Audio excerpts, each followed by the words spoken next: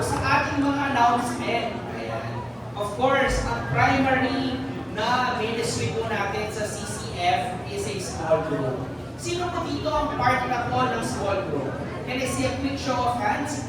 Praise God. Ayan. At para po sa mga hindi pa po part ng small group, we have a QR code in the screen. And can I encourage you that if you want to grow more, ayan, sa inyong spiritual journey, can I ask you to take a picture of this QR code and then you can register po at our DGM. Ayan, yung mga volunteers po natin dito sa likod will reach out to you para po sa how they can connect you po.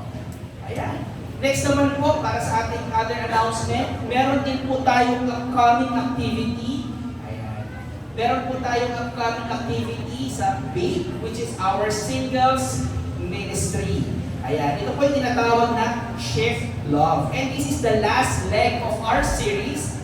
Ayan. Para po sa ating mga singles. So, if you are available sa April 26, 3 p.m., ayan, yung details po ay nasa screen. You can also register sa QR code. Ayan, para po makapag-register tayo.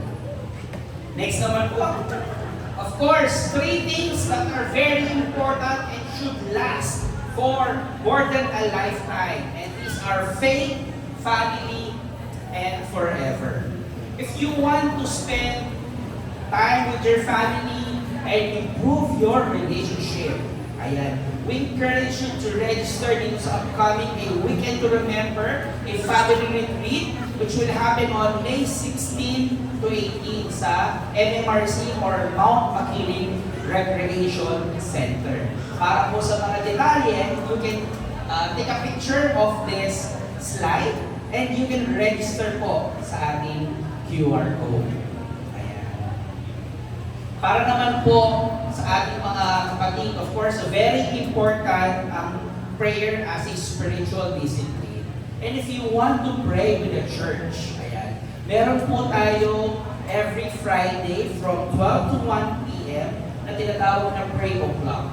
You can pray with us through YouTube, through Facebook, or through Zoom. And you can join the whole church, ayan, as we pray together. So kung saan po convenient sa inyo, you can join us sa ating corporate prayer. And of course, we all know that CCF is run by volunteers. So if you are, able and you have spiritual gifts and you want to use those talent and gift for the Lord, help us and be part of our volunteer, as one of our volunteers. So you can scan the QR code so that we can put you to the right ministry where God will use you. And of course, para po sa ating mga tithe, meron po tayong tithe boxes sa gilid and sa likod. And you can also send them through our BPI bank account, which yung mga details po ay nasa screen. Para po sa ating scripture reading, ayan, can I ask everyone to please stand as we read ang ating po verse for this afternoon? Judges 13, 2 to 5, verse 24, and Judges 16, verse 18 to 30. Verse 2, there was a certain man of Zorah, of the family of the Danites, whose name was Manoah, and his wife was barren, and had borne no children. Then the angel of the Lord appeared to the woman and said to her, Behold now, you are barren and have borne no children, but you shall conceive and give birth to a son. Now therefore, be careful not to drink wine or strong drink, nor eat any unclean thing.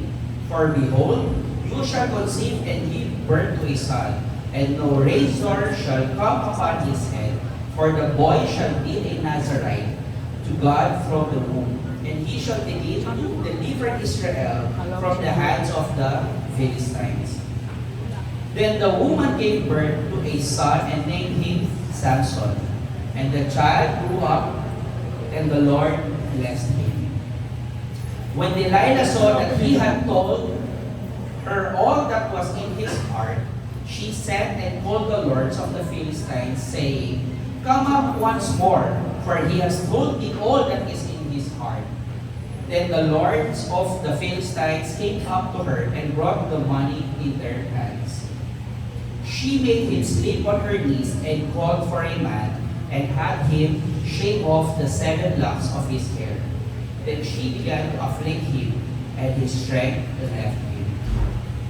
She said, The Philistines are upon you, Samson. And he awoke from his sleep and said, I will go out as at other times and shake myself free. But he did not know that the Lord had departed from him.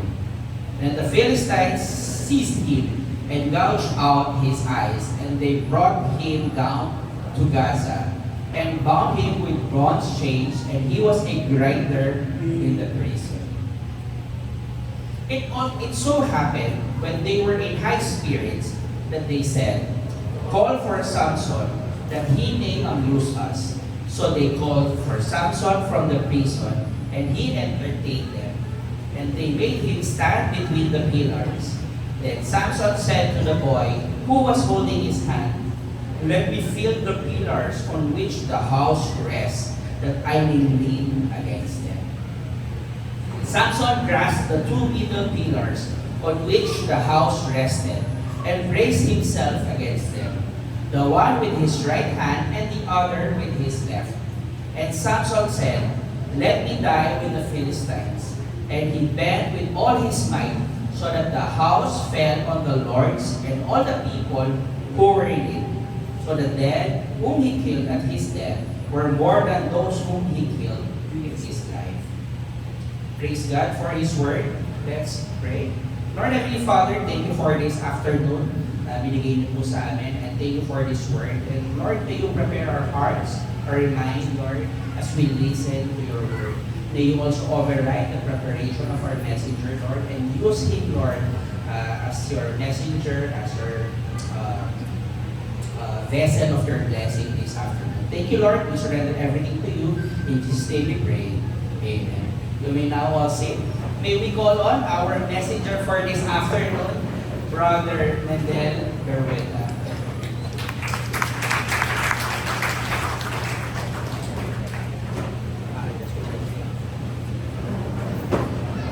Good afternoon po. Thank you bro, si Bro Michael po. Isa sa ating very reliable na volunteer. Always available for the Lord. So let's appreciate din po si Bro Mike. Thank you Bro Mike. Okay. So habang nagpupunta-punta po ang ating screen, can you look at your seat, the person next to you, at sabihin mo sa kanya, tingnan mo siya sa mata, sabihin mo sa kanya, blessing ka sa akin. At sumagot ka rin, ikaw din blessing ka sa akin. Praise God. Aren't you happy na magkakasama tayo ngayon dito? Actually, sa mga first time po namin kasama dito ngayon, take time to appreciate also yung mga nag-invite sa inyo, because being here is not an accident. Si Lord yung nagdala sa inyo dito. Ginamit lang yung nag-invite sa inyo. But the Lord brought you here for a very specific reason. And isa doon, mapakinggan natin yung message ngayong hapon ito. Okay? So, mukhang okay na. Yes, okay na. Alright. So, as we continue with our series na Real People, Real Impact, we can remember those Bible characters that we've talked about in the past few weeks, itong duration ng series na to. And we can see yung mga lessons from the life choices of these Bible characters. Di ba? The Lord used them mightily so that they can make an impact in their society, in their communities, and even in the nations. Pati ngayon, they are still making an impact sa ating mga buhay. Kaya nga, it's very important that we talk about them right now to realize kung ano yung mga impact na to. And you know what? We just realized na the Lord also wanted for all of us to create an impact sa ating community. Sa buhay po natin, magkaroon tayo ng positive impact or making a difference sa communities natin, sa society natin, sa circle of influence natin. Di ba? I believe na tayo lahat naman, we desire to create a positive impact than dito sa circle of influence natin, di ba? So, that's why I want you to look at the person next to you again at sabihin mo sa kanya, you will make a difference, kapatid. You will make a difference. And, you know, the Lord desires that for all of us. For us to make a difference. And yung pag-uusapan natin Bible character today, makikita natin kung ano yung nangyari sa life niya at paano naging impactful din towards yung life story ng tao. And you'll be amazed na ganito pala yung kasaysayan ng ating character ngayon. And having that desire to have a positive impact in our society, sometimes we experience ng mga hindrances, no? Yung mga challenges o kaya yung mga stumbling blocks that we meet along the way. And this will define if we are going to pursue with that desire sa heart natin to create an impact, or we are going to just let the stumbling blocks stop us from doing so. And one of the reasons why we are unable to pursue yung positive impact o yung plan ni Lord sa life natin is because we lack self-control. Do you understand? Do you agree? Madalas, hindi po natin nare-realize yung pinapagawa sa atin ni Lord because we lack self-control. Kung mapapansin nyo, yung buhay po natin sa mga nagkaroon na ng maraming life choices ngayon, ang buhay po natin, it is anchored on the choices that we make, and then what happened to these choices? Were they able to bring us to God's plan sa buhay natin? Or pumunta tayo, lumihis tayo doon sa plan ni Lord sa atin? Example, personal plans na lang, personal plans. Sino dito noong January 1, nagsabi, this is the year. This is the year na kakain ako ng healthy. This is the year na titigilan ko na ang pagkain ng mga unhealthy foods. This is the year. Diba? Meron tayong mga ginawa meron, no? Promise to ourselves. Kumusta ngayon yun? Nasa na tayo? Masarap kumain, di ba? Masarap kumain, nasa na tayo. I'm not saying na hindi nyo na-meet yung promise mo sa sarili ninyo, but we are sometimes put in a situation where we miss self-control. Or, at most, magkakaroon tayo ng lack of self-control. And like it or not, many of our regrets in life happen because of our lack of self-control. Marami tayong mga regrets sa buhay natin na ginawa in the past na hinayaan natin yung sarili natin na mawala ng control, and right now, sa buhay natin, we are regretting it. Did you experience that? Kasi I too had that experience. I did things in the past na I regretted after that. Na if I can just do things the way that the Lord wanted it to happen, I should have chosen yung path na prepare ni Lord sa akin. Halimbawa, yung mga relationships ko, not romantic relationships, yung mga relationships ko with people, how I treated them.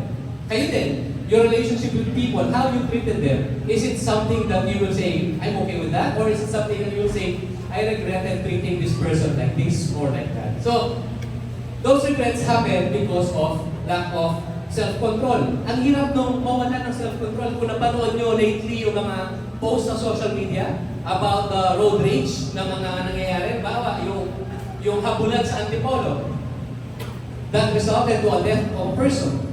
Kasi nawalan sila pareho ng self-control. And I know, right now, they are having those regrets.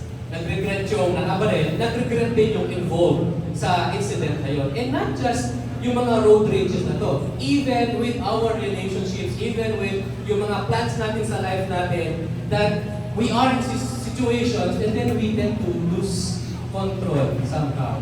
Nawawalan tayo ng control. Kaya ang topic natin ngayon is very basic but very important. Ang title ay, can you read? Practice self-control. Practice self-control. Sabi mo sa katabi mo, practice self-control. Asin tingnan mo siya, sabi mo, practice self-control. Yeah, okay. Basic siya, no? Basic, but it is actually a very, very important area in our life that we really need to take hold of. Kasi kapag nawala ang hold natin sa control natin sa life natin, iba yung magko-control sa atin. And it is very important for us to understand kung bakit kailangan ng self-control. before we continue, can we commit this time to prayer? Tayo may manalangin. Father in heaven, maraming salamat po sa pagdala niyo sa amin sa lugar na ito ngayong araw na ito.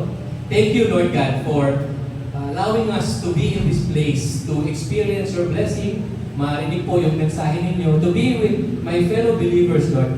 I pray that all of us, Father, ma-cleanse niyo po ang aming mga puso, saliksikin niyo nga po kami, and remove all the impurities. May you also cleanse our thoughts, magkaroon po kami ng clarity sa mga maririnig po namin mensahe ninyo, Panginoon, that we may be able to absorb it, digest it, and apply it sa buhay po namin. Panginoon, dalangin ko po, gamitin niyo nga po ako bilang mouthpiece ninyo so that I can share your message and whatever comes out of my mouth are the message that you want all of us here to hear. At ikaw lamang po ang marinig, hindi po ako, Panginoon. May you override all the preparations I made at ang message po lamang na iaalaw niyo sa amin na marinig, yun lamang po ang aming sasampitin.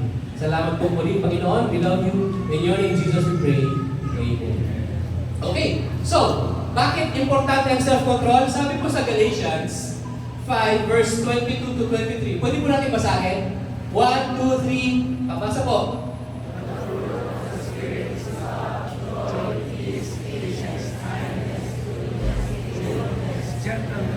Self-control. Okay, it's God's things, there is no. Naka-highlight ang self-control, no? Laging kasama ang self-control.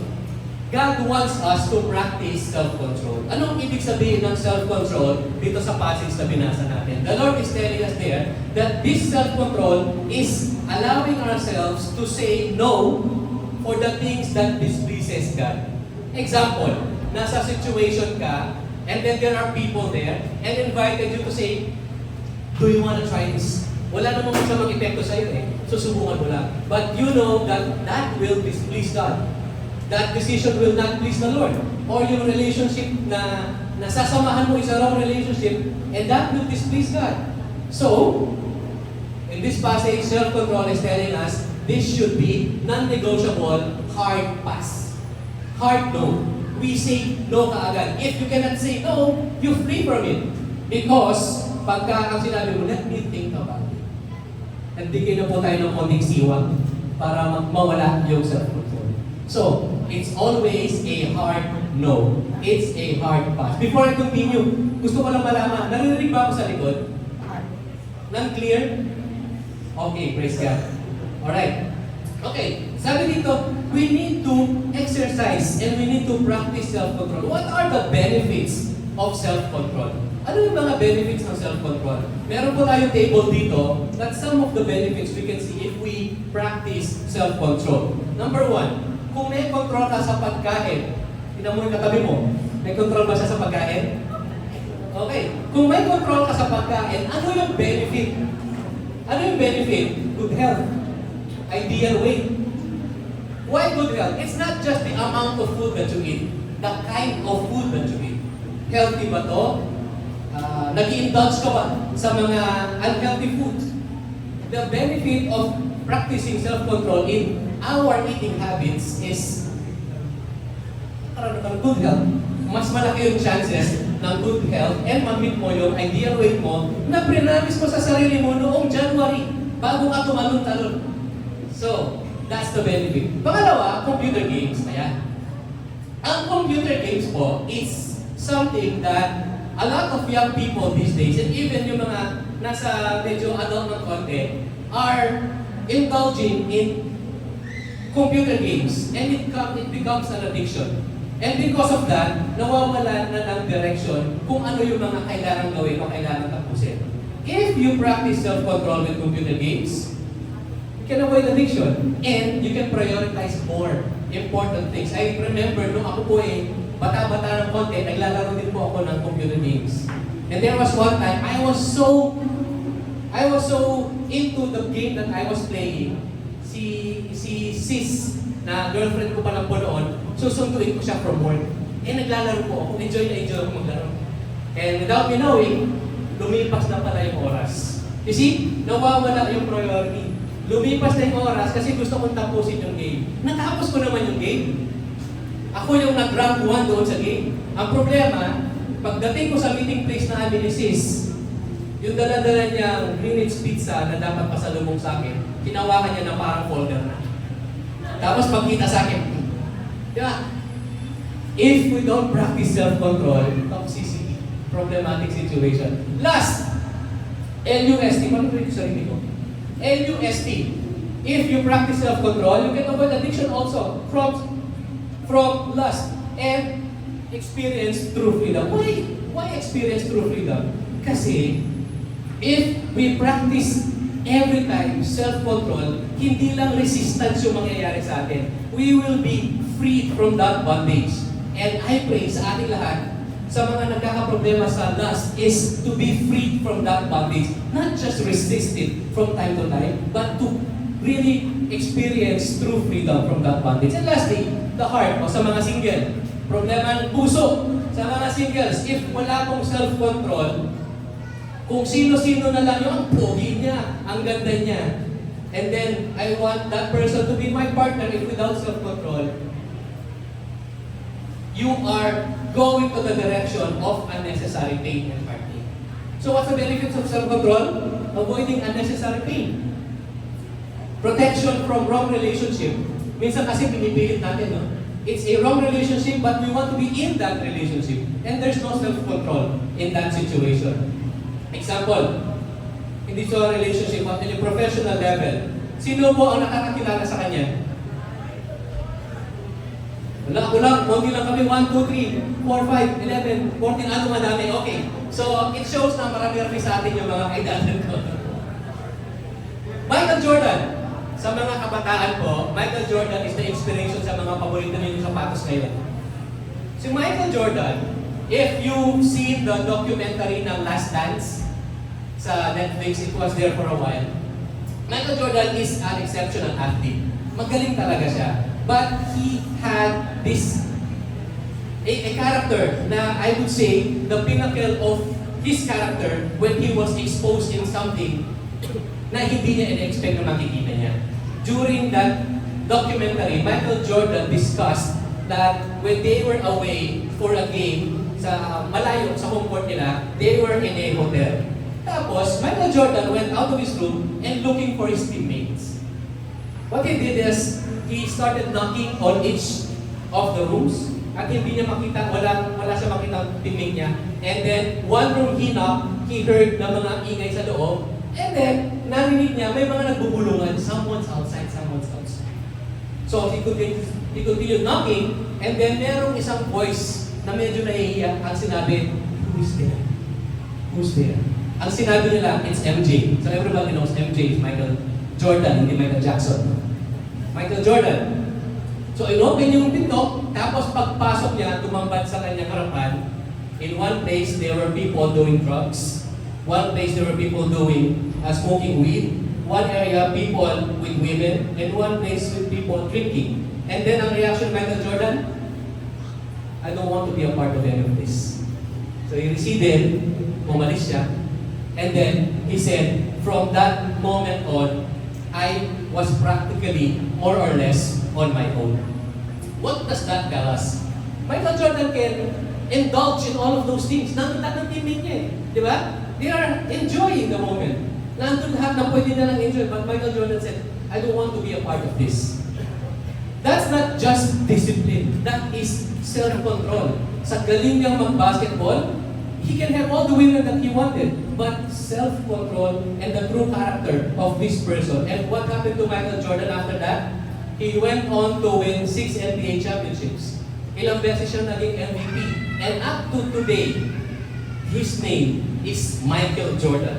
Considered one of the GOATs, if not the GOAT of basketball. Of course, meron siyang mga naging problema along the way.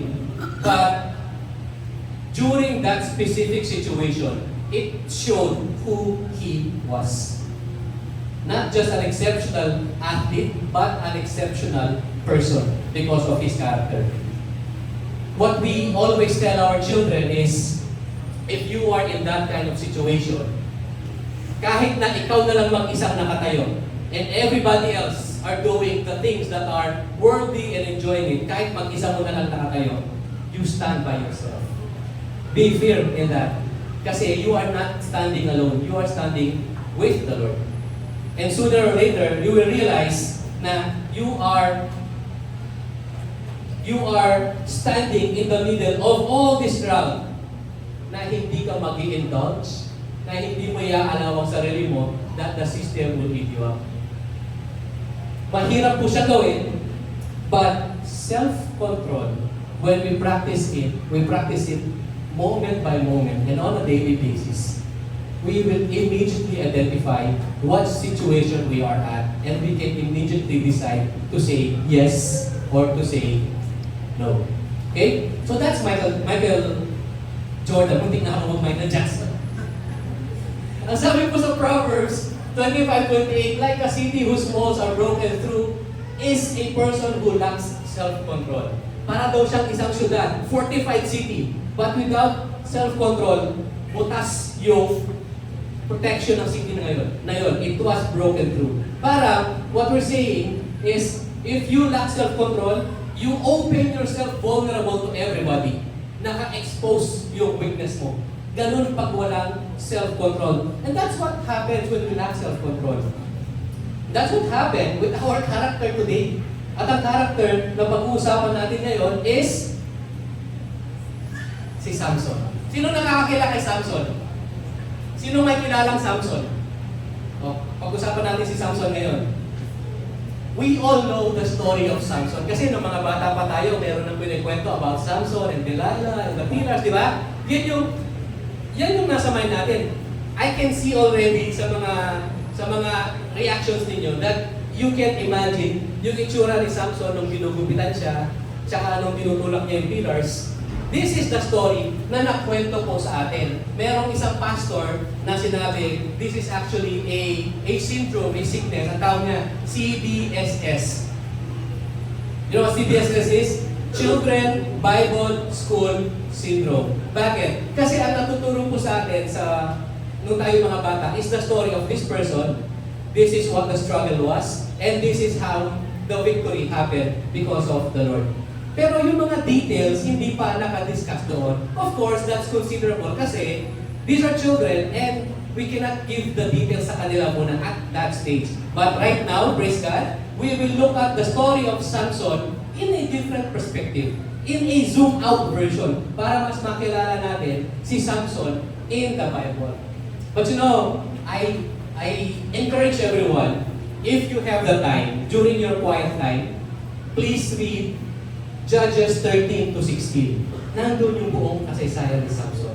And you see how Samson's life opened at kung paano siya ginamit ni Lord. So, umpisahan po natin sa background. Medyo mahaba ng konti yung background. After the background, we will talk about the 3 points dito sa message natin, but we need to lay down the background para ma-connect po natin siya.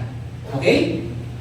Number 1. Judges 13, verse 1. Now the sons of Israel again did evil in the sight of the Lord, so that the Lord gave them into the hands of the Philistines 40 years. In other words, they were oppressed by the Philistines. The Philistines were masters over them. Lagi silang inaatak, lagi silang kinakawawa. You know, the story of the book of Judges is giving us a graphical representation of the history of the Israelites. Remember, noong dinala na sila ni Joshua, buhay pa si Joshua, pumunta na sila sa promised land, nasa promised land na sila ngayon, they were obedient to God. With the leadership of Joshua, nakikinig sila, sumusunod sila kay Lord, they were obeying God. Pero, noong namatay si Joshua, and the elders also died, what's left, yung mga tao na tira doon, they started to rebel against God. Rebel meaning, they stopped obeying. Kung mag-obey man sila, delayed obedience or partial obedience, but they did not obey the Lord completely. So, ngayon, pumasok yung story ng Judges. And in this situation, they were oppressed by the Philistines. So, ano nangyari? Because of their disobedience, the Lord gave them into the hands of the Philistines. Ano nangyari? Inaapi sila, kinakawawa sila, so they went on crying to the Lord, Lord, save us, save us. And God sent a judge to save the Israelites from the Philistines. And then the cycle will repeat. Kapag ka dumating yung judge, malilift sila doon sa problema nila. Pag naalis na sila sa problema nila, they will again start disobeying the Lord. And when the Philistines come and apihin sila ulit, again they will start crying to the Lord, saying sorry, and then the Lord will send another judge to remove them from that predicament, and then babalik na naman sila. And the cycle continues. And in the book of Judges, ang pinakalas ay si Samson. Siya yung last doon sa Judges. Okay. Now, having said that, lahat ng yon, we can continue with what happened to the life of Samson. Judges 13 verses 2 to 3. There was a certain man of Zorah, hindi po Zoro, Zorah, of the family of the Danites, whose name was Manoah, and his wife was barren, and had no children. Notice, you know, in the Bible, maraming mga kinatagpo si Lord na mga barren women, those who cannot bear a child. But the Lord used them para maipakita, ma-experience nila how God is a miracle worker and how God is a powerful God. He can do miracles like this. This woman is a barren. Then the angel of the Lord appeared to the woman and said to her, "Behold now, you are barren and have borne no children, but you shall conceive and give birth to a son." Imagine yung saya at tuwa at galak ng asawa ni Manoah nung sinabing magkakaanak ka. Baog ka, pero you will bear a child and you will give birth to a son. So, masayang-masaya siya. But, hindi dyan nagtatapos yung sinabi ng angel. There was a command. What is that command? Now therefore, be careful not to drink wine, or strong drink, nor eat any unclean thing. For behold, you shall conceive and give birth to a son, and no razor shall come upon his head. Hindi raw siya gugupitan. For the boy shall be a Nazarite to God from the womb, and he shall begin to deliver Israel from the hands of the Philistines. This is the plan of the Lord. Itong batang to will deliver the Israelites from the hands of the Philistines. Another judge that will remove the Israelites from the hands of the Philistines. Pero sinabi niya, kailangan mong gawin lahat ito because that boy shall be a Nazarite. Anong ibig sabihin ng Nazarite? Wala siya sa left kasi Nazarite. Corny, no? Corny. Nazarite. Nazarite are people, it's a commitment or a vow to the Lord that for that period, you are committing yourself to God. And being a Nazarite, there is a vow that you need to do. Mamaya makikita natin yan. Pero with Samson, sinabi ka agad ng angel of the Lord sa asawa ni Manoah, from the womb, magiging Nazarite na siya. From the womb, he will be committed to the Lord. Basically, God is saying that He will use this child, this boy, as an instrument to deliver the Israelites from the Philistines. Let's continue reading. Verse 7, "But he said to me, behold," this is the time na di masayang-masaya yung asawa ni Manoah, syempre, mintaya ka na kita ng asawa niya. Pinuntahan niya yung asawa niya, kwento niya. May namit akong angel. Kinausap ako, sabi magkakaanak ako. Ito yon. He said to me, "Behold, you shall conceive and give birth to a son." The wife was telling Manoah this story. "And now you shall not drink," parang inulit niya lang, "wine or strong drink, nor eat any unclean thing, for the boy shall be a Nazarite to God from the womb to the day of his death." So it's not just a specific period of commitment and vow. Si Samson is committed and commit na siya kay Lord mula ng inception hanggang mabuhay siya, hanggang mamatay siya. So Samson is or shall be a Nazarite until the day of his death. What does it mean to be a Nazarite? Ito explain natin. Hindi yung nasa kanan, hindi nasa kaliwa.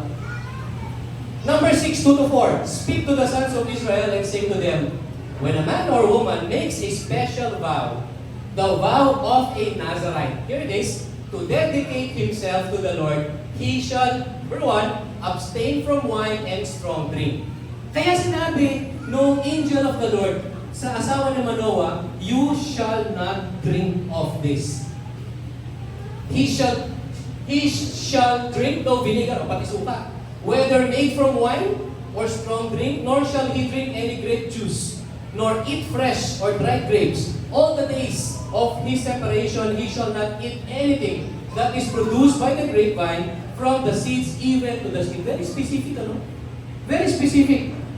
Ang commitment ng isang Nazarite, that vow is very, very clear. Sinabi mismo dito sa passage na binasa natin, what is the vow and how are they going to do it? It's very clear. If we continue reading verses 6 to 8, all the days of his separation to the Lord, he shall, number 2, not go near to a dead person.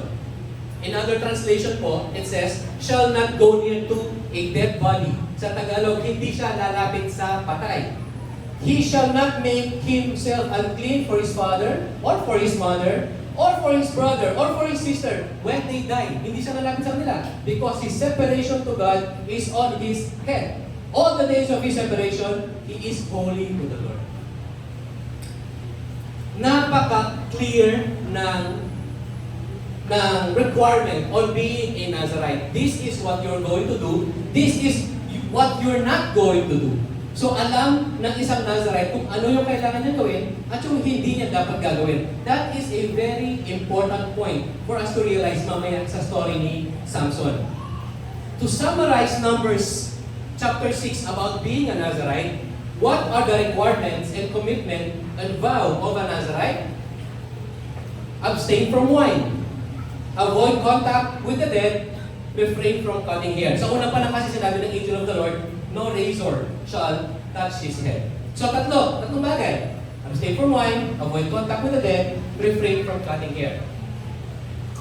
And this is a very, very important background as we go along with the story of Samson. That we will understand now kung paano at kung bakit naging ganito yung buhay ni Samson. Let's continue reading Judges.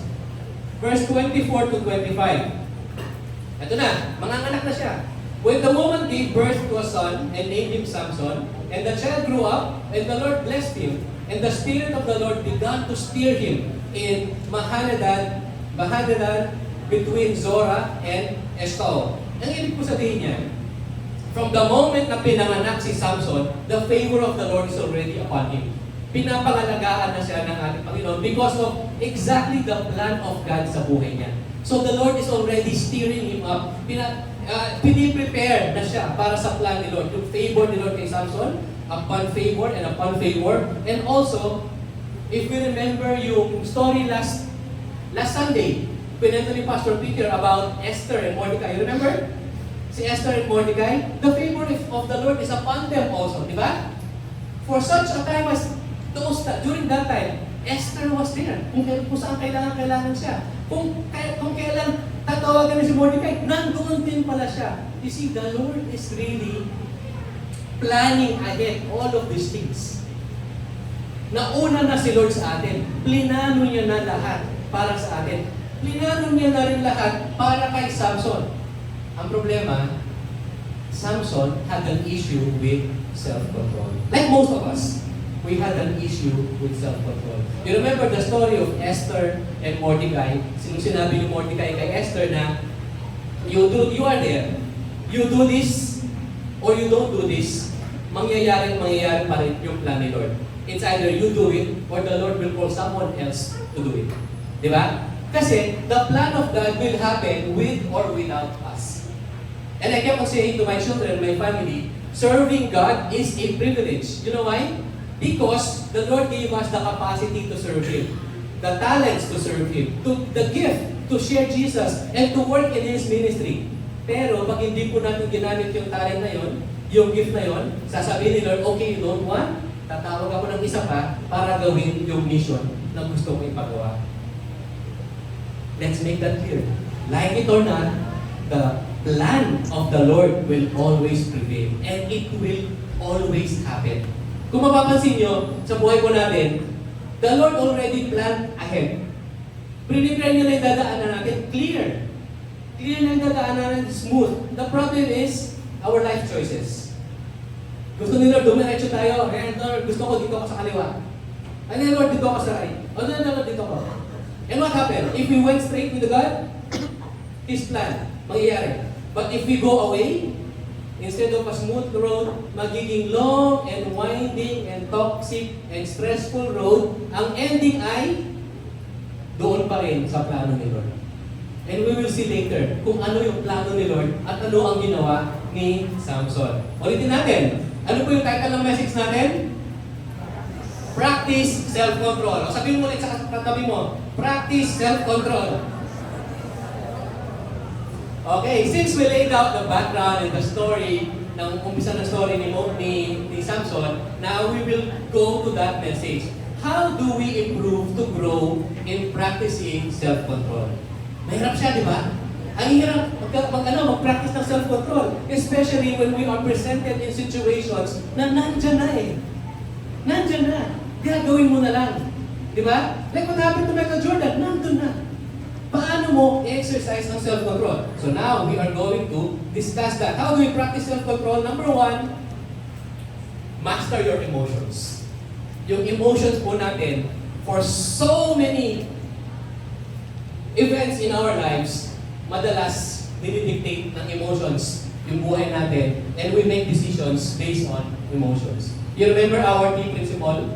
Right thinking influences our emotion, and that motivates us in our actions. So, we need to master our emotions. Pangalawa, mind your weaknesses. Parang mind your own business, no? Mind your weaknesses, meaning we need to be aware. Meron mga iba, no, yung may lalakaran ka, tapos may makikita kang signage, mind the gap. Nagano, no? Mind the gap. Ibig sabihin nun, be aware, there is a gap. Bakit? Baka kasi mahulog ka dun eh. You might trip or you get accident. Pangatlo, we need to magnify God.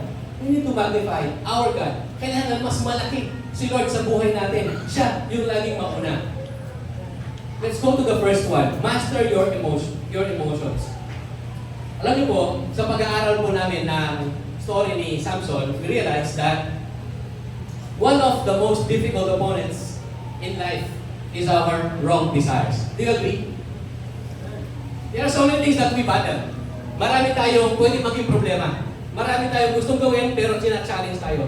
But the worst, ang pinakamahirap na opponent natin is ourselves.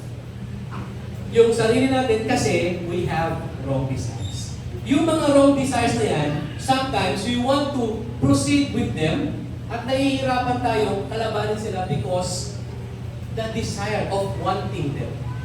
Kaya siya nagiging problematic. Halimbawa, alam mo na na mali. Kapatid, alam mo na na mali. Pero dumiretso ka pa rin. Wrong desire. Kapatid, alam mo na na may asawa siya. Dumiretso ka pa rin. Wrong desire. Kapatid, alam mo na na mali yung business practices niya. Pero dumiretso ka pa rin nakipag-partner. Wrong desire. You know, there are so many relationships that was destroyed because of wrong desires. Dahil sa maling desire, nasira yung mga relationship. Marami ring individuals na nagka-problema sa pera because of wrong desires. For people, example, wanting to earn quick money, they engage in gambling or kung ano pa na mga quick money schemes and ending na wala pa lahat. Or yung mga add to cart, di ba? These are also wrong. Do you really need them or you just want? Hindi, collector kasi ako eh. Collector ka ng bag. Di ba? These are, at times, controls us. And because of wrong desires, ang hirap niyang kalabanin sa buhay natin. Let's continue reading in Judges. Verse 14. Samson went down to Timnah and saw a woman in Timnah. Hindi po Timnah yung pangalan, ha?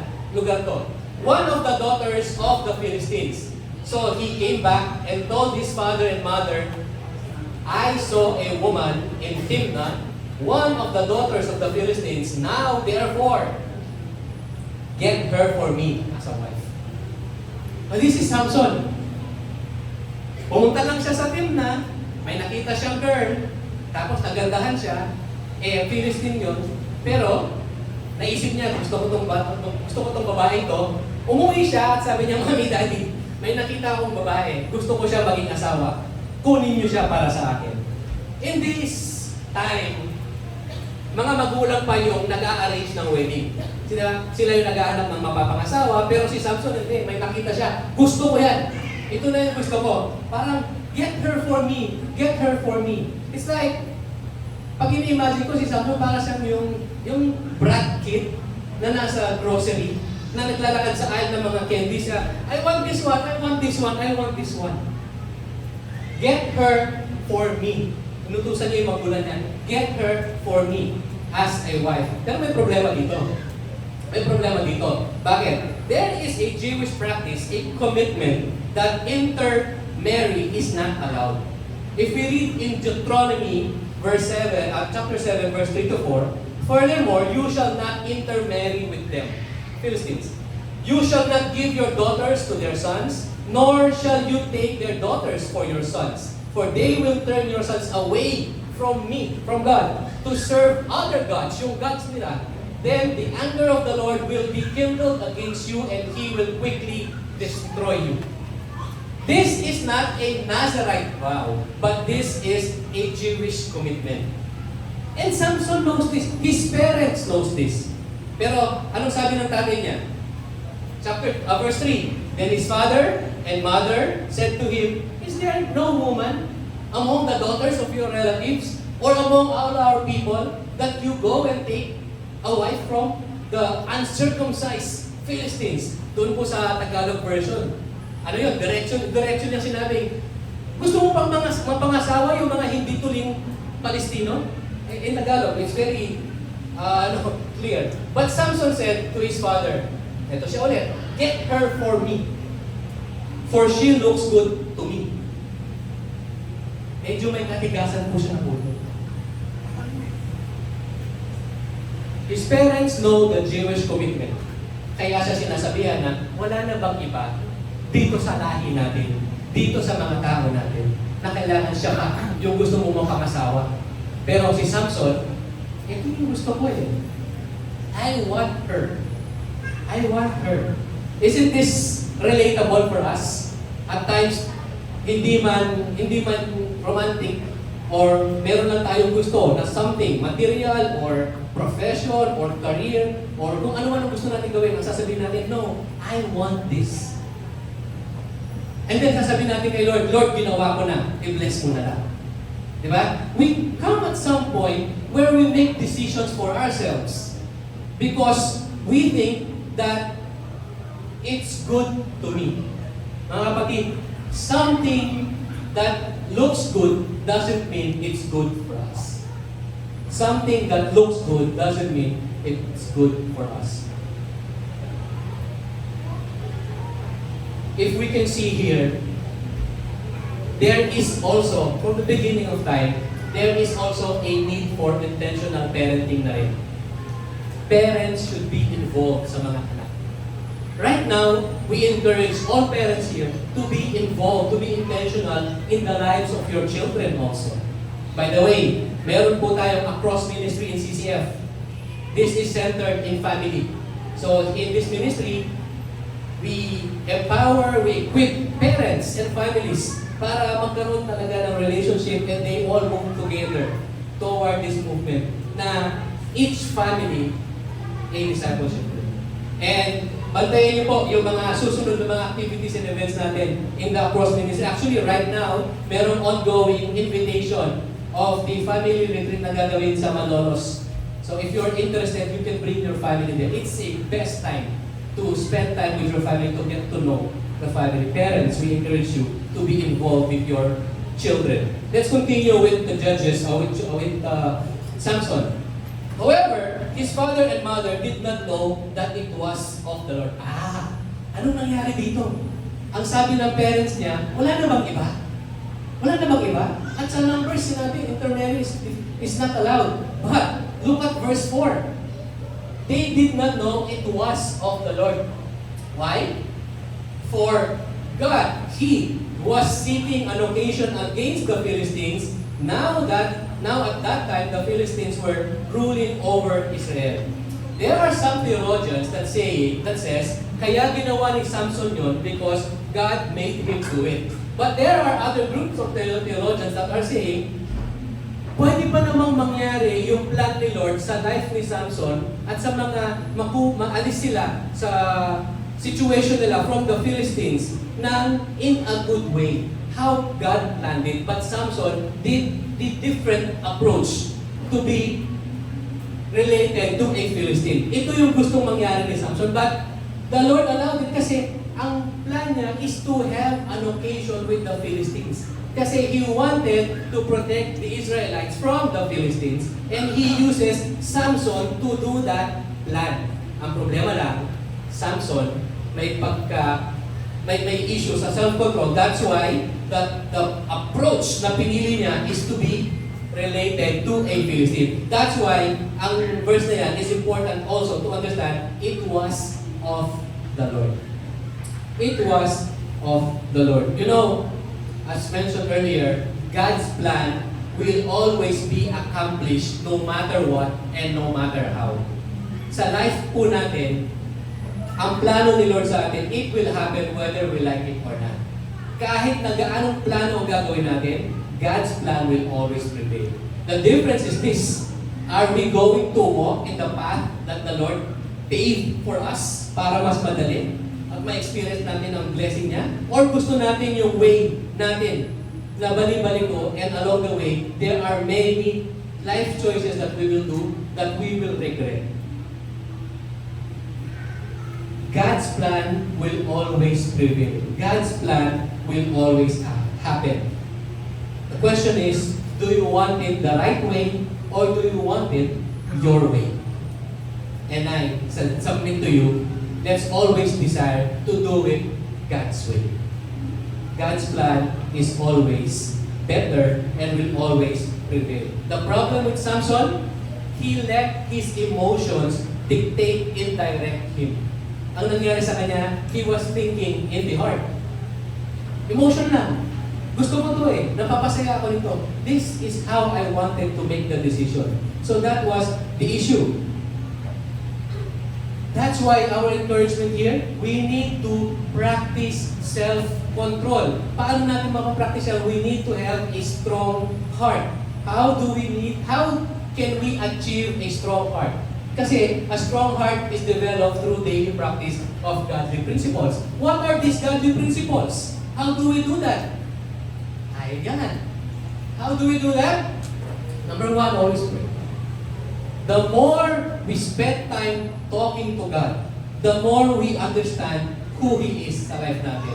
His character. Yung kung ano yung i-impress niya sa atin na gusto niya gawin natin. The more we meditate on God's Word, the more we understand who He is.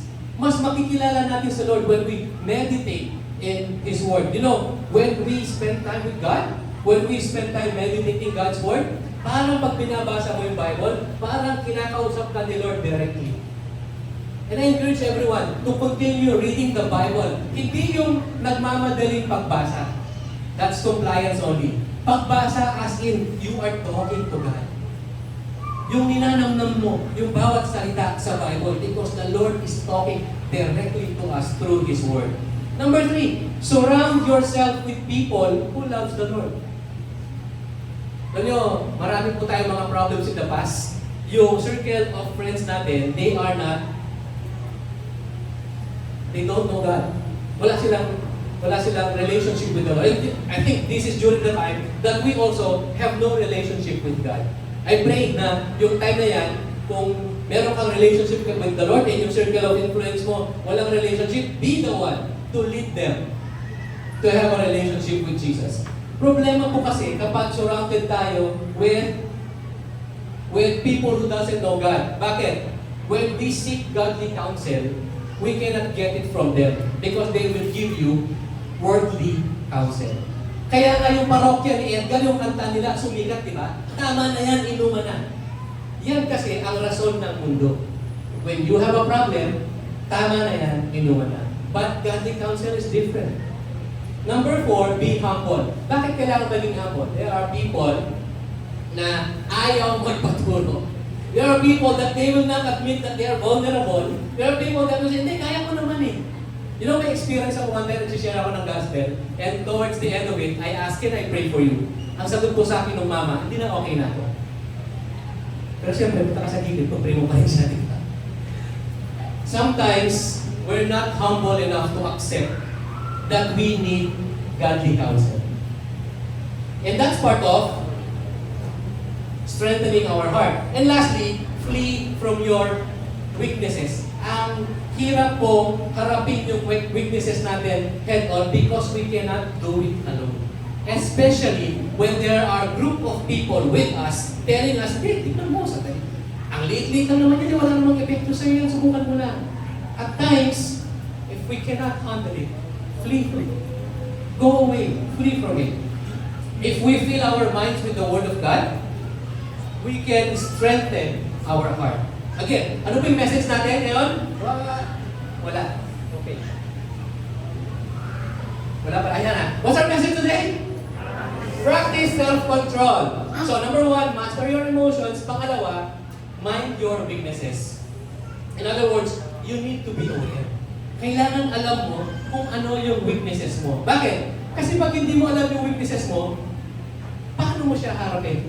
How can you battle your weaknesses if you don't know yung weaknesses mo? Example lang, itong TV to, pag nasira, paano mo siya mapaparepair kung hindi mo alam kung ano yung sira? You know, in troubleshooting, knowing what's causing the problem is already half of the solution.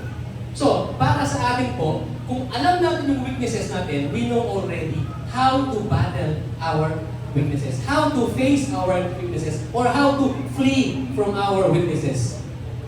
The truth is, tayo pong lahat may weaknesses tayo. Tama? Tayo pong lahat, meron tayong triggers na tinatawag. And sometimes, these triggers are the cause of fights sa mga relationship. Na-trigger na naman ako sa'yo. O na-trigger na naman ako sa'yo. Bakit? Yung toothbrush mo, basa na naman. Na-trigger na naman ako sa'yo. Bakit iwan mong bukas yung cabinet? Na-trigger na naman ako sa'yo. Bakit hindi ka nahubugas ng plato? Triggers. We have weaknesses. We have triggers. And sa mga kalalakihan, ano yung number one weakness ng kalalakihan? Ba, mababayan ko lang sumasagot. Ano yung number one weakness ng mga kalalakihan? Women. Women. Admittedly, women is the number one weakness of a man. Kikita naman natin sa kasaysayan ni Samson. If we don't know our weakness, we don't know how to do about it. Paano natin siya? And we have to accept na meron tayong weakness. Sa mga kababaihan, meron din po silang mga weakness. And I think it will be the same. Or maybe, iba yung area ng weaknesses nila. But bottom line is, we all have weaknesses. Pwedeng ang immaterial things, yung mga kalalakihan, sapatos, relo, sasakyan, motorcycle, di ba? Sa mga kababaihan, bags. Hindi naman, no? Kasi kukolek lang naman kayo ng bags eh. Konti lang naman yung bags nyo, di ba? Dagdag natin ng konti. And sometimes, our weakness also is yung nalalasing tayo sa power. Yung we are drunk in power, o kaya sobrang ini-embrace natin yung fame, o kaya sobrang ini-embrace din natin na malakas tayo. You know what happened to Samson? His strength was also his weakness. Yung strength ni Samson became his weakness. Bakit? Kasi Samson thought that he was strong, that he can get anything. He can do everything. What Samson wants, Samson gets. So, naging weakness niya na rin yung kanyang strength. Verses 5 to 6, Then Samson went down to Timnah with his father and mother. Oh, sinama niya na yung kanyang mga parents. And came as far as the vineyards of Timnah, and behold, yan, a young lion came roaring towards him, Samson. The Spirit of the Lord, this is important, the Spirit of the Lord came upon him mightily, so that he tore him as one tears a young goat, though he had nothing in his hand, but he did not tell his father or mother what he had done. Sinamahan siya ng mga magulang niya hanggang doon sa vineyard. Pagkatapos doon, dumiretso si Samson, and there is a young lion papunta kay Samson that will attack Samson. Pero ano ginawa niya? Bare hands. Sinakman yung lion and tore the lion. Pinatay niya with his bare hand. What led him? What gave him the strength to do that? The Spirit of the Lord came upon him mightily. God never left Samson even if he was full of himself. The Lord really was giving favor to Samson. So he went down, verse 7 to 9, and talked to the woman and she looked good to Samson. When he returned later to take her, this is now, pumunta sila doon, tapos nakita niya yung babae, tapos naisip niya, it will look good to Samson really. Tapos, after some time, bumalik si Samson. When he returned later to take her, bumalik na si Samson, he turned aside to look at the carcass of the lion. Di ba pinatay yung lion nung kasama yung magulang niya? Sometime later, Samson went back to take her as his wife. But, along the way, naalala niya may pinatay siyang lion dati, tiningnan niya yung lion na yun. Yung, nawala, ayan. Yung bangkay ng lion, the carcass of the lion. 1, 2, 3, go. Yeah. The carcass of the lion. And then, it will come. Anyway, the carcass of the lion. Ang problem is, di ba, nakita natin before, yung commitment and vow of a Nazarite should not go near a dead body. Hindi siya pwedeng lumapit sa isang patay because it will make him unclean. Pero ang ginawa ni Samson, yan, lalabas din yan. Praise God. Ang ginawa ni Samson, tinignan niya yung lion, nakita niya, mayroon nang namahay na mga bees, mga bubuyog. At doon, mayroon nang pukyutan. There was honey already. So, ibig sabihin, this is sometime later, not tomorrow. Kasi agad-agad meron na doon after some time meron na doon. Pero ang ginawa ni Samson, he went to the lion, scraped the honey from the lion, and then kinain niya yung honey, and then naglakad lang siya. Parang nonchalant. Walang nangyari. Kinain niya na. And what's worse, dinala niya yung honey, binigay niya sa mga magulang niya, at yung mga magulang niya, kinain din yung honey. Without asking kung saan ang galing. The problem was, the vow of a Nazarite is not to go near a dead body. Pero si Samson, nag-disobey na. Ginawa niya. And then, hindi lang ito nangyari. Meron pa ulit nangyari. Sometime later, nung bumalik na si Samson doon sa Timna para kunin ang maging asawa ng babae, na nakita niya, na gustong-gusto niya, if you have your Bibles with you, dahil not Elijah, if you have your Bibles with you, in Judges 14:19 to 20, mag-skip ako ng konti doon. Ang sabi doon, the Spirit of the Lord came upon him mightily. Again, the Spirit of the Lord came upon him mightily. And he went down to Ashkelon and killed 30 men. 30 ang pinatay niya. Bakit? And took their spoil and gave the changes of clothes to those who told the riddle, and his anger burned, and he went up to his father's house. But Samson's wife was given to his companion who had been his friend. Saklap na ito. Si Samson, sobrang lakas. Kaya niyang kaya niyang kalabanin ng lahat, kaya niyang gawin lahat. Pero, yung mapapangasawa niya, ibinigay ng tatay ng babae doon sa best man niya, sa kumpanyo niya. Ano nangyari doon? Bakit siya pumatay ng 30 men? Si Samson kasi, meron siyang konting pakulo. May palaro siya during the celebration of the wedding. During that time, ang wedding hindi lang siya 1 day or 2 days, weeks. And at that time, he was with his future wife, tapos meron silang in-invite na 30 men to be groomsmen, and then he said, okay, let's spice this up. I will tell you a riddle, and then you will answer me the riddle in 7 days. Pag nasagot niyo yan in 7 days, I will give you new clothing. Bibigyan ko kayo ng damit. Pero pag hindi niyo yan nasagot in 7 days, all of you 30 people, bigyan niyo ko isa-isang damit. So magkakaroon niya siya ng 30 na bagong damit. Sabi ng mga kalalagyan, sige, gawin natin. And then he told of the riddle. But then the riddle was a bit difficult. Mahirap siyang sagutin. Walang makasagot. So itong mga taong ko sinabi nila dun sa babae, sabi, inimbitahan niyo kami dito para gumastos. Tapos sabi niya, kausapin mo yung asawa mo, mapapangasawa mo. Tanungin mo kung ano yung sagot doon sa riddle. Para masagot namin at bibigyan niya kami ng bayad. And then, what they did was to threaten this woman at sinabi nila, pag hindi mo ginawa, papatayin namin yung magulang. So, itong babae, pumunta kay Samson, sinabi niya, if you really love me. Take note of that, Yung babae, sinabi niya kay Samson, if you really love me, sabihin mo sa akin yung sagot. And because Samson, gusto niya rin magpakitang gilas doon sa girl, sinabi niya yung sagot sa riddle. What happened after that? These 30 men went to him at sinabi, we know the answer.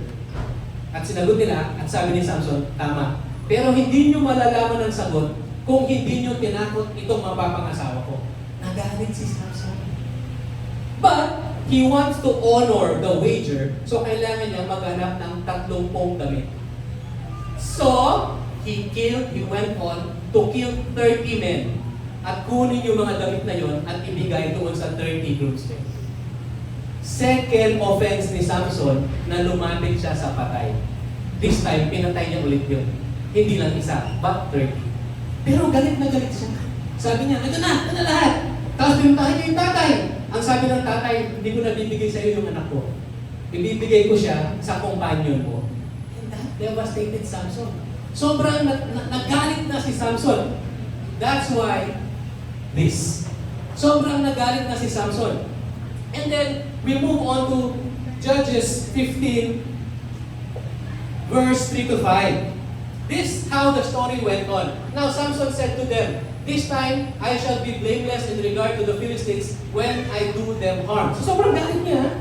Samson went and caught 300 foxes. Hindi ko alam kung paano niya hinuli ang 300 foxes. 300 foxes. How can you catch 300 foxes? Kasi ang problema dito kay Samson, ang nangyari dito, parang parang siya yung nakakita ng girl, siya yung nag-alaga, siya yung mapangasawa, parang ikaw ang nagtanim, ikaw yung nagpalaki ng puno, tapos nung harvest time na, iba yung nag-ani. What's worse is, ikaw pang pinag-ani, pero sila yung kumain. Kaya nagalit si Samson. Di ba tayo rin na-experience natin yan? Sometimes we think na, ako lahat ang gumawa, bakit iba yung nag-credit? In a company, ako lahat yung nag-lead nitong project na to. Bakit siya yung na-promote? We experience that, right? And ano yung magiging reaction natin? We get mad. Pero yung galit natin, hindi tayo papatay ng 30 katao. Samson is different. His strength, he used it. And then after that, tumuloy siya. Sa galit niya, humuli siya ng 300 foxes. And took torches and turned the foxes tail to tail. Pinagdikit niya yung mga foxes, buntot to buntot. And put one torch in the middle of between the tails. Naglagay siya ng torch doon. Tapos sinindihan niya. Set fire to the torch. He released the foxes into the standing grain of the Philistines, thus burning up both the shocks and the standing grain along with the vineyards and groves. Imagine this. 30 foxes. Pinagdikit niya yung buntot. Sinilabay niya, tapos pinakawalan niya. Bawat dadaanan ng mga fox na susunog. Thereby, burning everything. Ano nangyari dyan? Of course, nagalit yung mga Palestino. They were so mad. Sobrang galit nila, hinanap nila si Samson. Gusto nilang makita si Samson, nasa na si Samson? This time, Samson went to a cave in Edom. Tapos, ang ginawa ng mga Philistines, linusog nila yung mga Israelites at sinasaktan, pinapatay nila. Ang tanong nila, bakit nyo ginagawa sa akin to? Sa amin to. Then the Philistines said, we are looking for Samson. We want to capture him. Gusto namin siyang hulihin.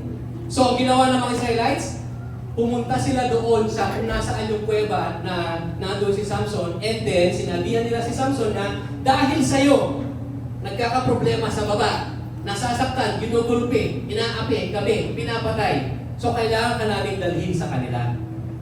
And Samson said, okay, sige. Basta itali nyo lang ako, huwag nyo ako papatayin. Dalhin nyo lang ako sa kanila. And that's what happened. So, in verse 14 to 15, when he came to Lehi, si Samson na to, dinala siya ng mga tao sa lugar na to. The Philistines shouted as they met him. Ang tuwa yung mga Palestino, yes! Si Samson nakatali, yes! And the Spirit of the Lord came upon him mightily.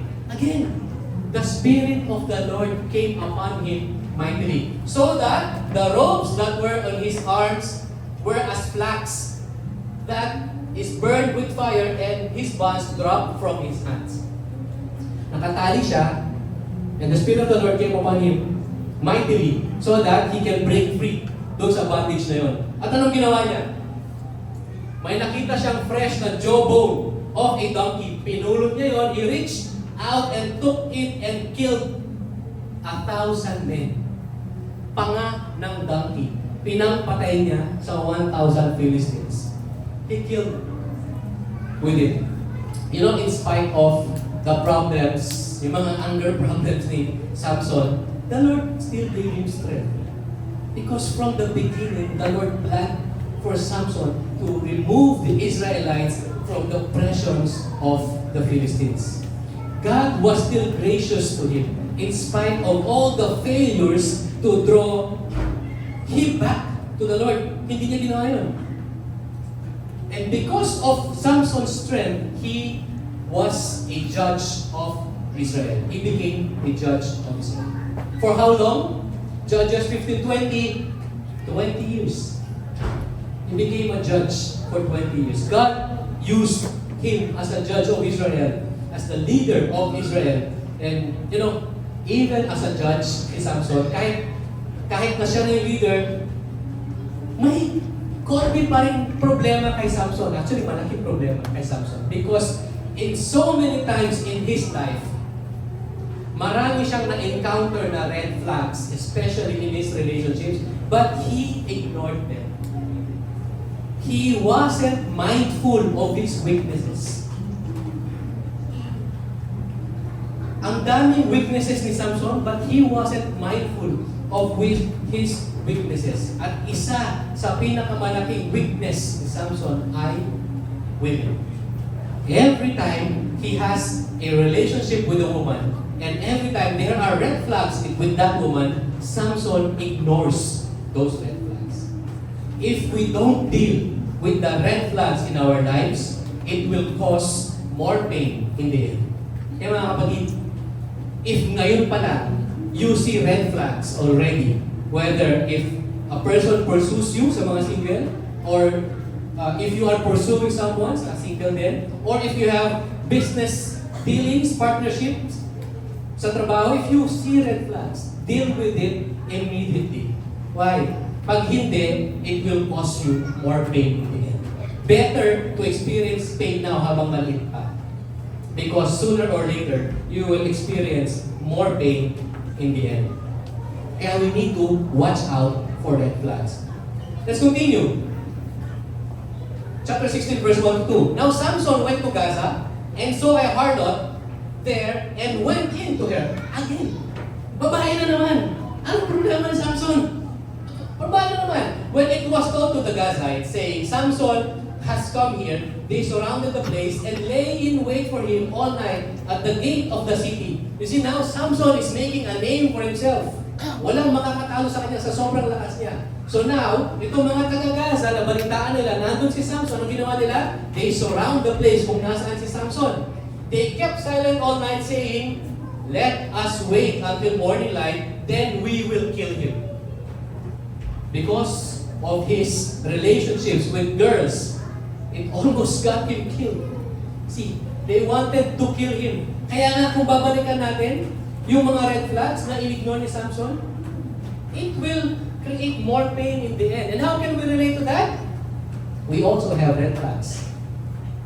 Right now, we can see red flags sa buhay natin in our relationships, in our business dealings, in our partnership with other people, in our group. We see red flags. The suggestion is to deal with the red flags immediately. You have to talk about it. So we need to watch out for our red flags. Samson, he did not care about the red flags. He cared about his emotions. Yan ang problema. Pagka emotion ang namuna, nagmamahal lang ako. Mali po ba yun? But then, there are red flags already. Later, I will show you a slide. Now, if you don't deal with red flags, that will happen. What's our message again? Practice self-control. Tell your seatmate again, practice self-control. Tingnan mo siya sa mata. Para sincere ka na sinasabi mo, practice self-control. Last point, magnify your God. What do we mean when we magnify our God? Meaning, humility is the key in practicing self-control. Same word, huh? Humility is the key in practicing self-control. The issue is, without self-control, other things will control. Yan ang problema kapag wala tayong self-control. Something else will be controlling us. Judges 16 verse 4 to 5. Can we all read? After this, it came about that he loved the woman in the valley of Sorek, whose name was Delilah. The lords of the Philistines had came up to her and said to her, entice him, and see where his great strength lies, and how we may overpower him, that we may blind him to afflict him, then we will each give you 1,100 pieces. See, 1,100. Silver. Silver. How many pieces of silver? 1,100. 1,100 silver. But these are 5 Philistine leaders, totaling to 5,500 silver pieces. They know kung ano yung problema ni Samson. Ito na yung famous na si Delilah. They know kung ano yung problem ni Samson. Problem with women. Weakness niya, kababaihan. Weakness niya, babae. So, what they did, they devised a plan and saw Delilah. So the Lords went to her at sinabi sa kanya, entice him. Akitin mo siya. Entice him. Para saan? Gusto naming malaman kung saan nang gagaling yung kanyang lakas. Where is this great strength coming from? Kailangan mong malaman, namin malaman. And with that, babayaran ka namin ng ganito karaming pieces of silver. So even the Philistines know Samson's weakness. And as far as Samson's concerned, this is his weakness also. But then, like we said, he continuously ignores the red flags. In our lives, when we see red flags, we need to humble ourselves and then yield to the Lord. Ask God, Lord, this is a red flag. Can you help me deal with this? Because if we don't surrender that to God, this red flag, mag-uumpisa siya sa maliit na flag hanggang parami ng parami. And before you know it, it's bigger than you can imagine. What happened with Delilah? Sobrang nailaw si Samson kay Delilah. Actually, nung sinabihan si Delilah na akitin mo siya, entice him, ask him kung saan ang gagaling yung lakas niya, ginawa yun ni Delilah. Not just in one occasion. Here's the summary. In 3 different occasions, in this table, we can see si Delilah tried several times.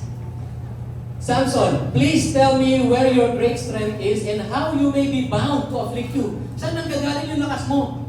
O para ikaw ay magapos, para ikaw ay mahuli. Tapos sabi niya ni Samson line. He said, bind me with 7 fresh cords that have not been dried. Eh si Delilah, narinig niya yun. So, ginawa niya, pinatulog niya si Samson, tinali niya, tinawag niya yung mga Philistines, and then sabi niya, Samson, may dumarating na Philistines, kukunin ka. Samson gumising, umupo, and then he just broke free from that bondage. Tapos sabi ni Delilah, you deceived me and told me lies.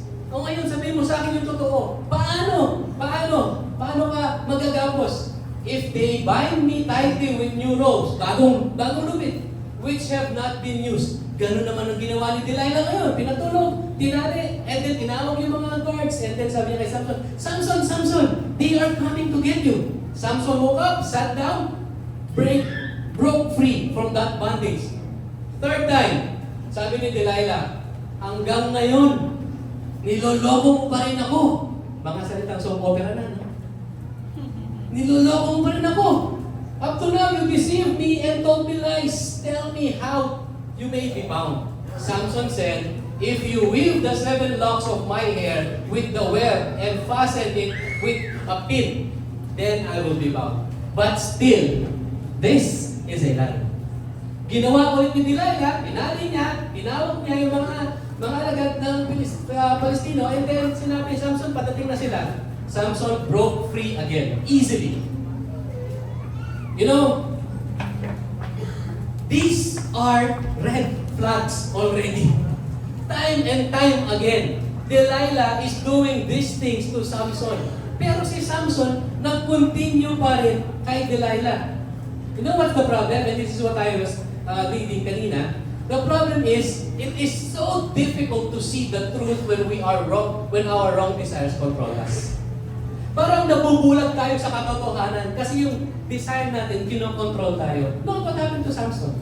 He is so madly, deeply, blindly in love with Delilah. At ilang beses na siya pinagplanuhan ni Delilah ng masama. So many red flags, but Samson kept that blind eye because he wanted to be with Delilah. Wrong desires control us. That's in a relationship. What about, for example, you wanted to have a lot of money in an instant, tapos nag-engage ka into gambling. And before you know it, taya ka ng taya, talo ka ng talo, and then isa pa, and then isa pa, and then isa pa. You wanted to try and try again. Pero ilang beses ka nang natalo sa pagsusugal. You are controlled by the wrong desire of getting instant money. And mind you, marami pong mga pamilya ang nasisira dahil sa mga ganitong activities. Samson could have seen all these red flags, but he decided to just ignore it. Na-experience nyo na ba yun? May mga red flags na, but then we failed to deal with it. I pray that sa buhay po natin, when red flags are presented on the first onset, we deal with it immediately. It may hurt the person that you're dealing with, but in the end, it will hurt you both anyways. Why not deal with it again? Because otherwise, that wrong desire will control us. Will control you.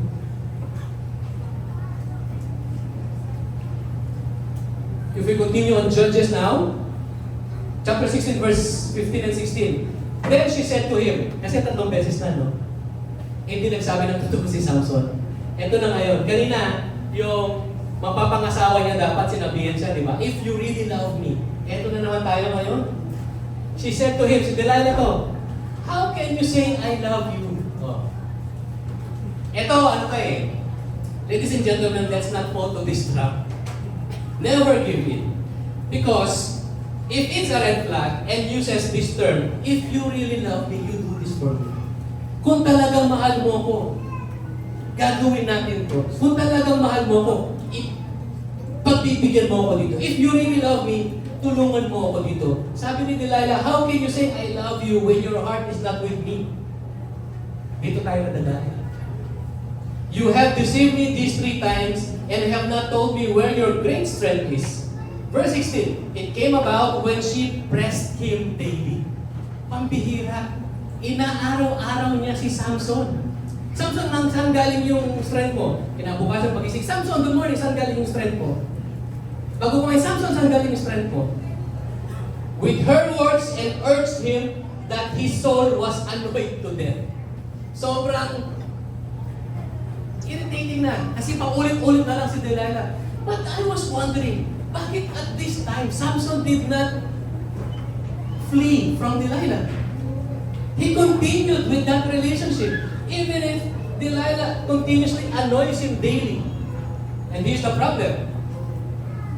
Samson gave in. Judges 16, verse 17. So he told her all that was in his heart and said to her, a razor has never come on my head, for I have been a Nazarite to God from my mother's womb. If I am shaved, then my strength will leave me and I will become weak and be like any other man. Samson gave in to pressure. Sinabi niya na kapag lupit yung aking buhok, mawawala yung aking strength. Yun ang nasa ni Samson. Ang belief ni Samson is yung strength niya is because he's a Nazarite is coming from his neck. Remember kanina, every time Samson is in a difficult situation with the lion, with 1,000 men, and with among other bad experiences niya, laging nandoon, the Spirit of the Lord came mightily to Samson, so he was able to kill the lion. Diba? Here, sinasabi ni Samson, if you cut my hair, then I will lose my strength. You know what else I realized? It's difficult to practice self-control when you are surrounded by the wrong people. When we are surrounded by the wrong people. Parang, if you are there, tapos these people are doing so many things, at kapag sinabihan ka lang, why don't you try? Mawawalan tayo ng self-control because of the influence, because of the pressure, katulad ng pressure na ginawa ni Delilah kay Samson. Because he was surrounded. Delilah is all over Samson. He's surrounded by Delilah. And when we are surrounded with wrong people, we may give in. We may lose self-control. So I pray that all of us, let us all be surrounded with the right people. Who are these right people? Your family. Your D groups. People that will lead you closer to the Lord. People that will pull you away from the worldly activities, but push you closer to God. Let's all pray na wala tayong Delilah sa buhay natin. And Samson gave in. Verse 20, she said, now, the Philistines are upon you. Kasi, sinabi na ni Samson kung ano yung kahinaan niya. So, pinatulog siya ni Delilah. At habang natutulog siya, tumawag si Delilah na someone to cut his hair. All 7 locks. Cut his hair. At ngayon, tinali na siya ni Delilah. At tumawag si Delilah ng mga Philistines. And now Delilah again is saying, the Philistines are upon you, Samson. This time, Samson awoke from his sleep and said, para sa kanya, it's another one of those na nakatali siya. I will just go out as at the other times and shake myself free. Kay Samson hindi siya, pinali mo lang naman ako marirelease ulit ako sa bondage na to. But he did not know, and this is the saddest part of the story of Samson. He did not know that the Lord had departed from him. Come to think of it, the strength of Samson did not came from his hair. From time to time, when Samson is faced with danger, the Spirit of the Lord came to him mightily, giving him strength. This time, the Spirit of the Lord had departed from him. You know mga kapatid, I pray na tayo lahat, we will desire to be in the presence of God parati. So that the Spirit of God will remain in us. Naalala niyo si King Saul? Si King Saul, yung pinalitan ni King David, nung puro jealousy na lang siya. Nung wala na siyang ginawa kundi i-pursue si David, anong nangyari? The Spirit of the Lord, the presence of God, departed King Saul. The worst thing that can happen to anyone is when the Lord departed someone.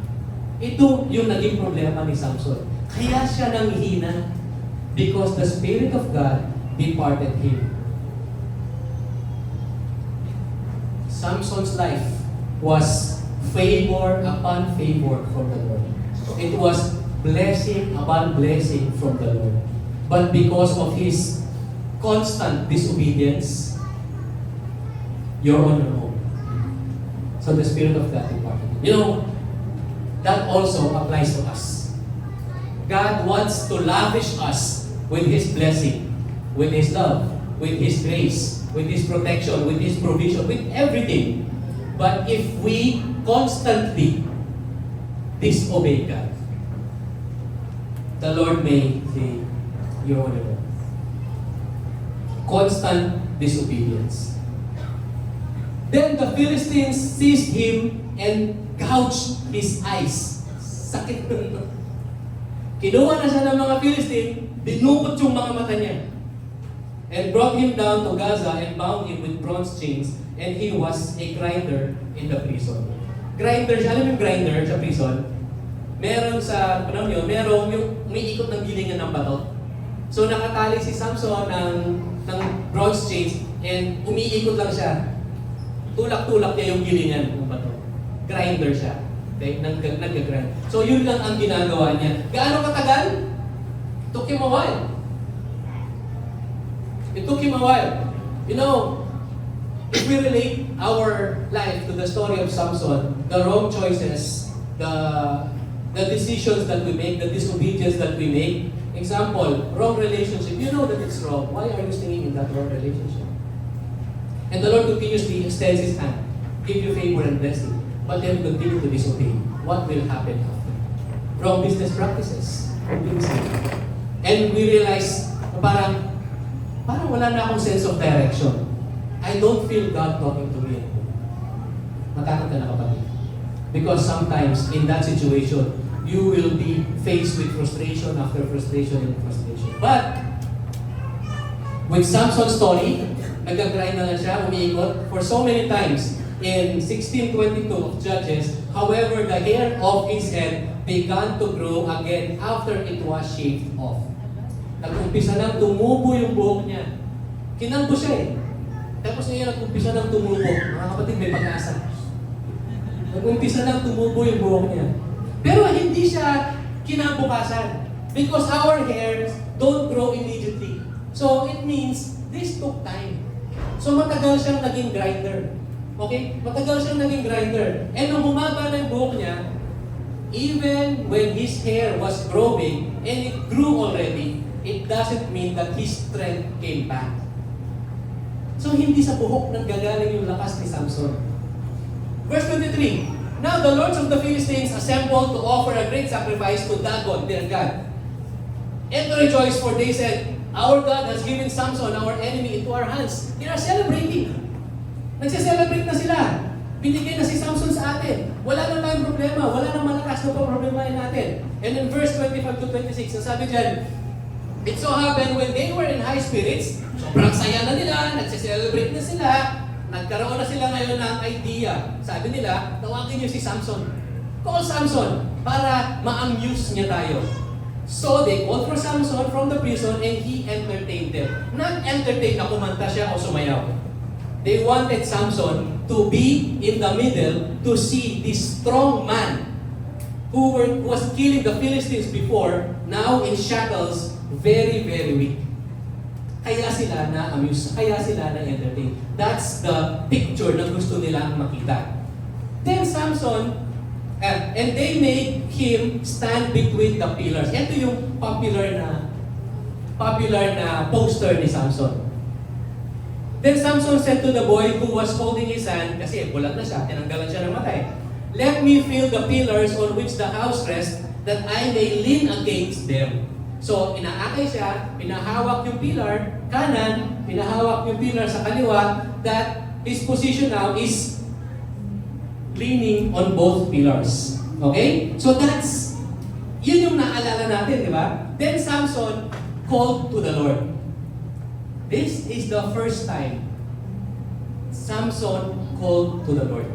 And said, oh Lord God, please remember me. And please strengthen me. So that's the first time that Samson called to the Lord. And the first time that he said to the Lord, remember me. And the first time that he acknowledged that his strength did not come from himself alone. Sinabi niya kay Lord, please strengthen me. Acknowledging that the strength came from God. Just this time, O God, that I may once be avenged of the Philistines for my two eyes. Though, ang reason ni Samson is gumanti dahil tinanggalan siya ng mata. But remember, God's plan will always prevail. However it is, and whatever the situation is, ang plan ni Lord ay gamitin si Samson para maalis ang mga Israelites under the oppression of the Philistines. That's the perspective. You know, we are like Samson, diba? We are like Samsons. We thought that it's enough for our own strength, our own capacity, our own intelligence, our own talents. O yung security natin in money, security natin in relationships, whatever it is that we do, we thought that it is enough. But then, there came a time that all of these things, that where our life was anchored upon, was taken away from us. Inalis lahat sa atin. Parang si Samson, inalis lahat sa kanila at nanghina siya. At some point in our lives, na-experience natin na inalis sa atin lahat. Di ba? Ano yung ginawa natin? Like Samson, we call to the Lord. And we always call to God. Di ba? This is the time that the Lord will use the situation for us to fully surrender to Him with full dependency on the Lord and realize that our strength was not ours alone. That our lives is not our lives alone. It's not, our talents is not for us to consume. It is coming from the Lord, and everything came from God. So we tap into the Lord and call for help to God. Lord, I am in this situation. Please pull me up. And there are so many testimonies. In this room alone, maraming mga testimonies na naka-experience na sobrang down na down tayo, and God pulled us up. Because in our brokenness, the Lord finds a way to really pull us up. Judges 16:30, Samson said, "Let me die with the Philistines." Was praying to the Lord. And so he begged with all his might so that the house fell on the Lord's and all the people who were in it. So the dead whom he killed at his death were more than those whom he killed in his life. Mas marami pa yung namatay ngayon kesa sa mga pinatay niya dati. I was thinking, kung yung dalawang pillar na yun, nasira ni Samson, bumagsak yung buong structure, namatay yung 3,000 men. Is that possible?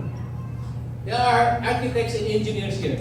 You can design a structure or building. Is it just anchored on two pillars na kapag bumagsak yung pillar, masisira yung buong structure, mamamatay lahat ng tao?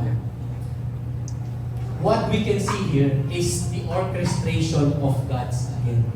It is God's hand that this happened. You know why? God still accomplished His purpose in Samson's life. Na-accomplish pa rin yung purpose ni Lord sa buhay ni Samson. Well, God could have accomplished it differently. Pwede naman iba, di ba? Pwede iba without yung mga consequences na to, yung mga na-experience ni Samson. But in the case of Samson, he made his choices for himself. But what we established earlier, the plans of God will always prevail. God's plan will always prevail.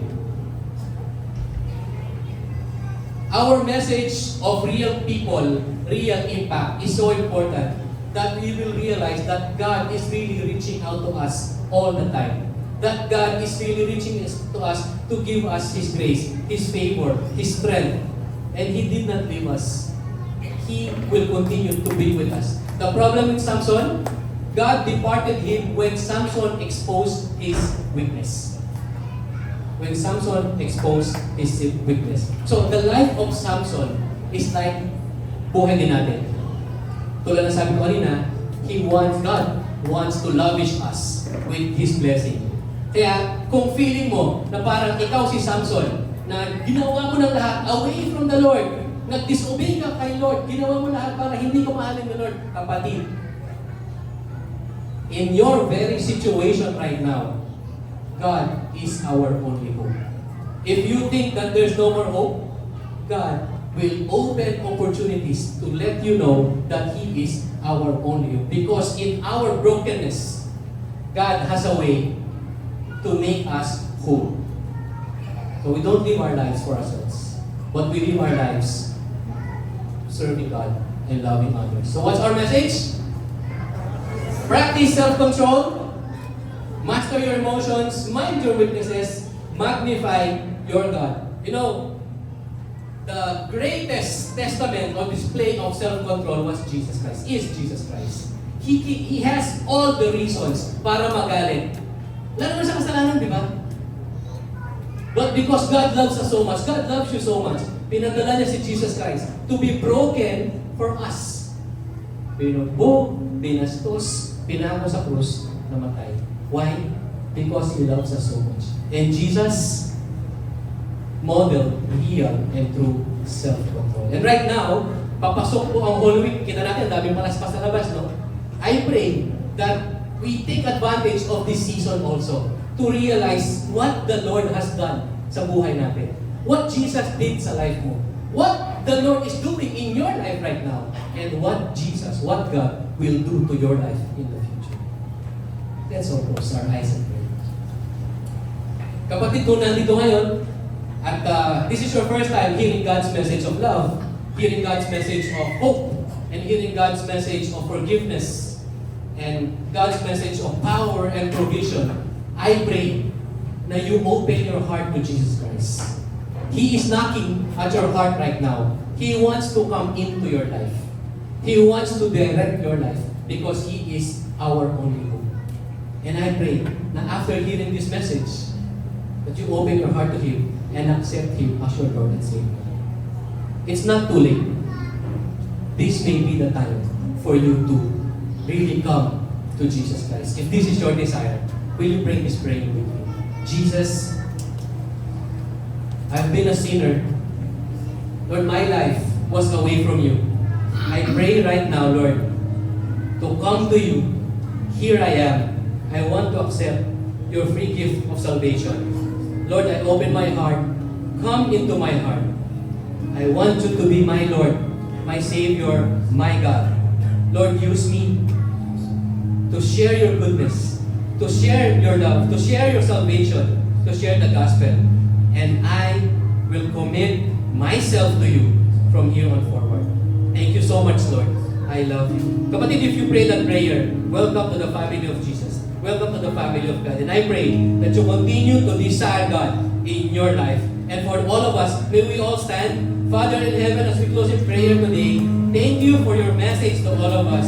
Thank you for the life of Samson. Thank you for allowing us to understand truly how to be obedient to you, how to practice self-control. And Lord, I pray that all of us will come out of this place blessed and understand how you truly love us and give us a new hope and really have a win in your life because through you, we have victory. Thank you so much, Lord. We love you. In your name, Jesus, we pray. Amen and amen. God bless everyone. Let's all worship the Lord. Song as a response to God's word. Hear our voices. All the earth will shout your praise. Our hearts will cry. These bones will sing. Great are you, Lord. A voice will call you. All the earth will shout your praise. Our hearts will cry. These bones will sing. Great are you, Lord. All the earth will shout your praise.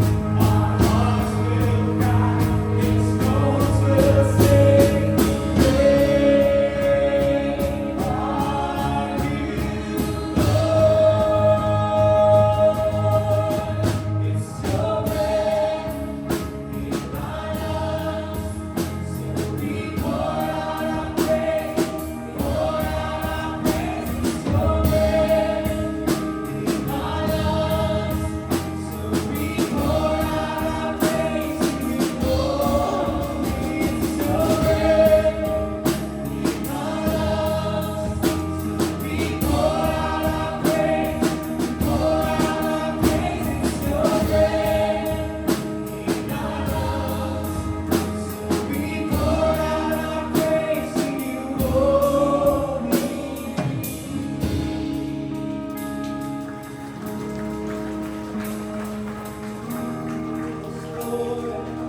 Pour out our praise to you, Lord.